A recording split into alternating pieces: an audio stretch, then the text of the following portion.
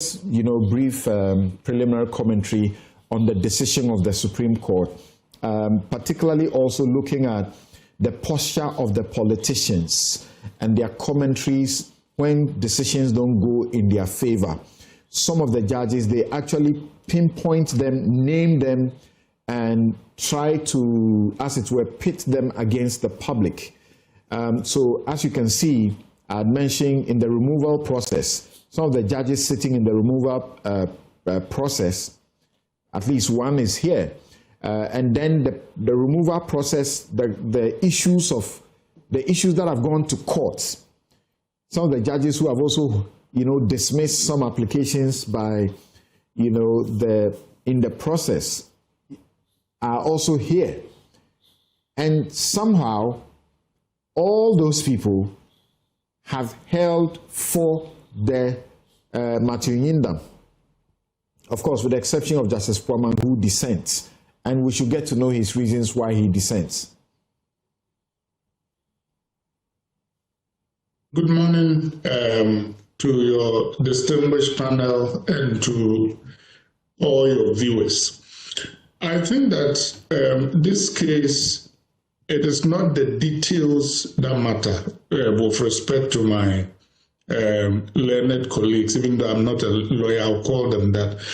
I think that it is the broader context. And Dr. Sekwapon begins to tease out some of them. I mean, these Afrobarometer surveys and the mistrust of the courts and others didn't occur in a vacuum.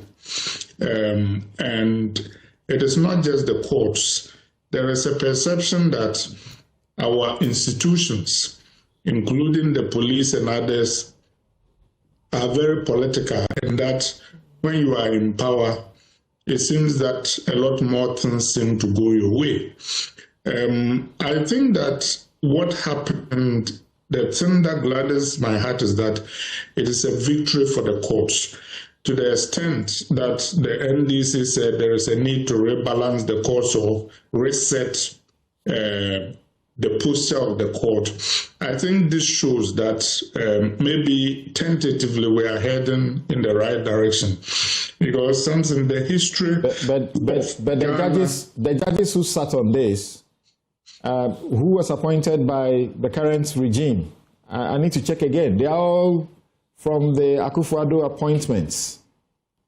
Yeah, my point though is that that is why I say we should say that cautiously, because this decision in effect telegraphs the independence of the courts, contrary to the anxieties that a lot of people expressed. Of course, politicians are opportunistic, that when things don't go their way, they call the court names. When things go their way, then they praise the courts. But to be fair to them, the history of our courts have not been good in terms of electioneering ruling, that almost invariably those in power tend to get more favorable ruling. So the doubts that people have, the doubts that the public has some grounding, and even when we can go all the way back, but I don't think we have time, even in the Fourth Republic. Remember the Amo case, 1996 to 2000, when Amo lost a case, I think that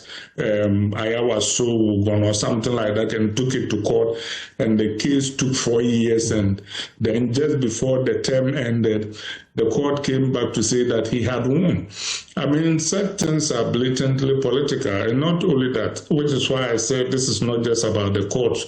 If you recall, there were a number of constituencies that were in dispute just after this election, and there was the question of whether the police could provide security for the counting and other things.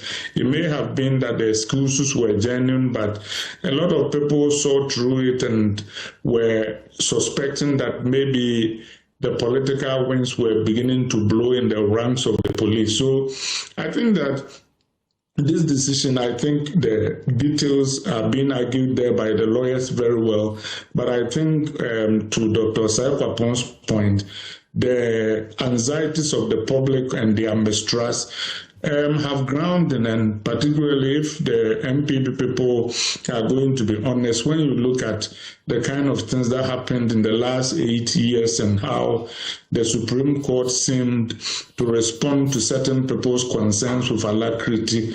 We empanel cases in the morning and hear things the same day, and then other people's cases languish for months. It is very difficult to look at those things and not be convinced that there might have been some element of bias. But I think we should praise the court that what has happened is a good augury for the future, and I hope that it can continue for the sake of the independence of our judiciary and its reputation.